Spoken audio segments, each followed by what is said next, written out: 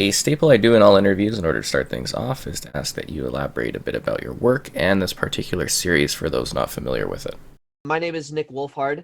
I'm from Vancouver, Canada. I'm a voice actor, and I played Jack Sullivan on The Last Kids on Earth. And we just had a interactive special that just released, and we have a video game coming out soon as well. And there's a lot of exciting stuff happening. Yeah. Okay, great. Well, we're going to be diving into those today in the interview. You mentioned who you were. You're playing Jack Sullivan. Could you tell us a bit about the character and the situation he finds himself within the Happy Apocalypse to you?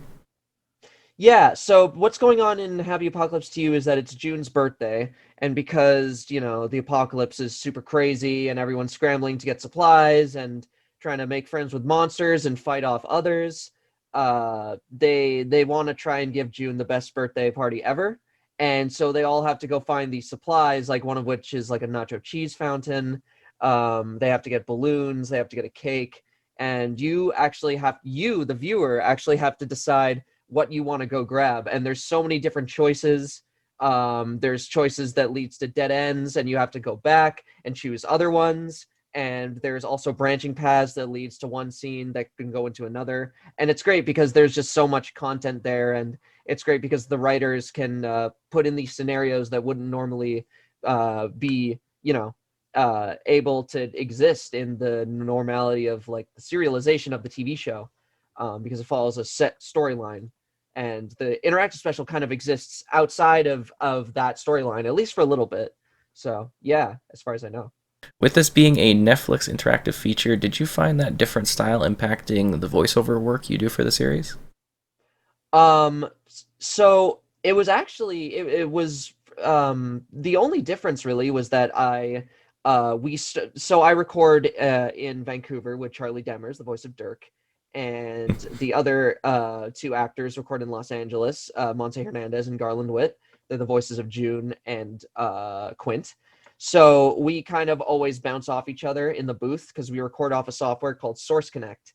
And with the interactive special, really, I think the only difference is that we go to different scenes, and each individual scene has multiple choices. So I think what happened, I think if I remember correctly, we record one choice and then go back to the same scene, record another choice, go back to the same scene, record the final choice, and then we move on to the next scene and do the next three from there. And yeah, it's actually, I think, a lot like watching the special because you get to make the choices. But whereas the recording sections actually, I think, followed a similar structure. So yeah. That's interesting to find out. Was it ever kind of humorous to you, kind of getting to that ending point and being like, come on, viewer, pick the choice, or you know what I mean? Oh, what was it? No, I honestly, in terms of like me, the actor, Hmm. or Jack the character. Well, I just mean for when you're doing the lines as you yourself, do you find it funny that you're kind of being like, well, what do you Yeah, pick? What do you choose? yeah, it was fun to like kind of break the fourth wall a little bit. And Hmm. there's this great, I really like the kind of joke they added, um where they there's this like ancient book that Jack wants to open. Or it might actually, I think it's actually the scene after that where Dirk has to go into the basement in order to get something, and you have to either decide to follow Rover, let Dirk go on his own, or go together. And where I think Jack says something like, we're usually not this disputive. How odd. And it's, yeah, so there's little kind of like nods here and there. But yeah, it was a lot of fun, and I mostly just love how many choices people can have, whether they're smart choices or my personal favorite, the choices that can get you in a lot of hot water, like almost getting eaten, or a bunch of other things that I won't spoil because they're just honestly too good to do so. Yeah, there was some fun endings. I actually ran through it last night so that I could Yeah. throw together some stuff. So when you learned this was going to be a Netflix interactive feature, or well, along the lines of a choose your own adventure of sorts, were you surprised by this direction and have you tried it out? I have tried it out. I haven't done every choice yet. That being said, I thought it was a fantastic idea because Black Mirror has done something similar. They did Bandersnatch. Carmen Sandiego, I think, as well. Hmm. Did an interactive special, and Last Kids on Earth followed suit. And I think it's great because Last Kids follows this kind of like adventurous kind of into the unknown a little bit structure that's great for kind of a almost like an old school choose your own adventure. It's kind of like a modern version of that, like of those choose your own adventure books, or like what you find in the 80s on like MS-DOS. Uh, and you type it in, and you decide to go one way. Yeah, I think it's I actually I hope Netflix I really hope Netflix does more, because they allow not just creativity for the viewers to choose what they want, but it also allows creativity for the writers, especially the writers, because they can just go wild with ideas, for the most part, Mhm. especially it can, in comparison to the confines of the actual show, because they have to follow a set storyline structure. Yeah. Mhm. So, well, we talked about this last time when we did a bit of an interview with text, but again, just for the video audience, what's it like to see your voice attached to an animated character? It's still a little surreal to me, even after all of these, even after like 6 or 7 years of doing voiceover. It is because as a kid, I loved cartoons, and I kind of always wanted to be a part of cartoons. So to see myself, on in a cartoon, no matter what it is, it's still I really really like that. And I mean, voiceover is like a passion of mine. Acting in general is a passion of mine. Um, so kind of runs in the family, I guess. Uh, but yeah, it is very. It At first it was a little. I guess it was very exciting. I was a little overwhelmed. But over time, I met so many great people, and the fans are awesome, and it's just, it's way bigger than just like me. It's a whole cast and crew that bring this to life, and Max Brailer, of course, the author as well. So yeah. Yes, it's got quite a diverse cast, actually. Some really big names also that surround your supporting group. Yep, we've got Rosario Dawson, Keith David, Catherine O'Hara, Mark Hamill, Bruce Campbell too. Yeah, there's a lot of great. There's a ton of great actors here that we have. Mhm. So, with this being a Netflix interactive episode, I mean, you kind of talked a bit about this. Do you have any idea where specifically it might fit in chronologically? See, I am actually that's a question you'd have to ask someone like Josh Pruitt or Scott Peterson. Hmm. Josh Pruitt is a writer, Scott Peterson is the showrunner. If I had to guess, and again, this is just my, I guess, headcanon. No, like it's pretty much a fan interpretation. Nothing official or anything like that. My guess would probably be somewhere between book one and book two. That's what maybe I think it would be. Or Okay. maybe or maybe it'd be right after book two. I think honestly it'd probably be between book one and book two, but I don't know. That's why it's great, because it's there's no real set timeline, and it's that allows for, I guess, more like less kind of structured fun ideas to be shown, whereas I guess that wouldn't really be possible before, I guess. Mhm. Yeah, it exists outside the confounds of the set canon, I suppose you would say. Yeah, I'm actually not even. Yeah, I'm not sure it's canon. So you would have to ask the writers or the showrunner about that. Unfortunately. Yeah, fair enough. To build on that, Mhm. I've noticed that your character Jack has some moments with June that have really developed over the last season and in the standalone. What are your thoughts on their adventures and particular connection? Um, June is kind of she's very similar to Jack in that they both kind of like they're both very similar, and they're not similar at all. They're similar in the way that they both lost their families. And the big difference there is that Jack doesn't really have a family, or he didn't like his previous foster family. June loves her family and wants to do anything to like bring them back. So Jack and June, Quentin, Dirk kind of have to come together and kind of create a family of their own, like at the moment. And I think by the end of it, they're all always going to be like family. It's just they gotta find a way to kind of bring everything back, and they've really grown like a friendship over time.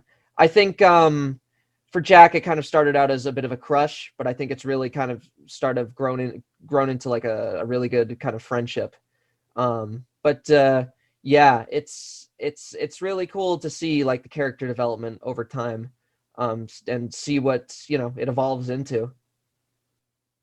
So are you able to tease anything about the future of The Last Kids on Earth, shows or content? And since that might be hard to answer, I'll add a sub question by asking if you'd be up for another Netflix interactive feature like this. I would be absolutely up for another Netflix interactive special. I loved working on it. In terms of Last Kids on Earth content, we have the Last Kids on Earth video game, and the Last Kids on Earth and the Staff of Doom that's releasing very soon. It's going to be on PC, Nintendo Switch, PS4, Xbox One, and did I mention PC? Yeah. Yeah. PC, Switch, Xbox One, PS4, and then I think if you have a PS5 and an Xbox Series X or an S, it's you can play it on there as well because they're both backwards compatible. Yes. So yeah, that's gonna be it's gonna be a lot of fun, I think. Yeah, for sure. Definitely led into my next question there. With that, could you give us a bit of an overview of what the game is about and the play style of it? Playstyle is very much it's almost very there's a lot of, well, the characters have a kind of a lot of different abilities, and like for example, Jack is really good with like I guess melee. Dirk is like a heavy brute. Um, I guess Quint kind of like uses a lot of gadgets. June I think is probably very fast, and the and you can kind of like switch characters. Oh wait, I'm not sure I'm allowed to talk about that. Oh, I don't see the thing about the video game is I don't know what I'm allowed to talk about. Oh, that's Uh, fair. I think there's been like a Yet trailer shown, so people might. there's a yeah. If you want to know all about the game as it is right now, check out the trailer on Nintendo's YouTube channel or PlayStation's YouTube channel. There's two out right now, so that would give you good insight into what it is. Yeah. So since you lend your voice to the game, or so I've been told, do you find that any different from typical voice acting you do? Voiceover acting for games can definitely vary depending on what kind of game you're making. So if it's like motion capture, for example, you're gonna have in like being usually in like a suit, and you're gonna have these white dots all over you, and you're gonna have like black dots on your face, and you'll have this little earphone down to your mouth, and you'll kind of almost act like it's on camera, but you're also doing voiceover at the same time. Other times you'll just be in the booth doing voice lines as you would for something like a cartoon, and then other times you'd be doing like dubbing work, so like ADR, like you would be doing for anime. So like you'd be doing the English voices for something that hasn't been dubbed into English yet. So there's many different ways of recording a video game. Absolutely. So Mm. for something more fun, question wise, what's your favorite Jack moment of the show thus far? Oh man. I really like the finale against Rezok, where I kind of she traps me in my own head. I'm kind of able to Jack is able to overcome that by realizing that this is like his brain, not hers, not anyone else's. He controls the reality of it, and he kind of just needed to realize that, which was really cool to see. I also really liked the rising anguish moment during book two, where he was training with Thrall, and he kind of learned on his own the way of doing rising anguish, which impressed Thrall pretty greatly. That was a great episode to record. Um, but there's honestly there's just so many moments, but those two are probably like my favorites, at least for Jack. But yeah. Nice. So another fun, quick question. You talked a bit about this, where the ending can, or where when you're doing the interactive episode, you can hit an ending of sorts and things stop. What's an ending you think might be fun that you would just come up with on the fly here? An ending that might be As in, you Yeah, yeah, open, say, the book or something, or you know what I mean? yeah.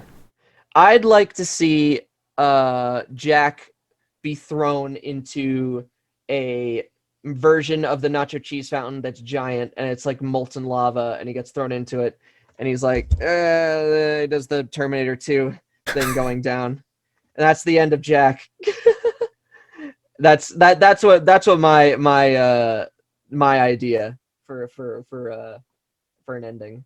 That's actually pretty great. Jack. So, Yeah. lastly, I would like to leave you a spot to say anything or go over anything I might have missed during the interview. Uh, no, I think we covered everything. Enjoy the Happy Apocalypse Day to you on Netflix currently, and look out for Last Kids on Earth and the Staff of Doom coming very soon. And I've also got other things coming up that I can't discuss yet, but everyone will see what those are in due time. Hey, So yeah, thank you for your time. thank you so much.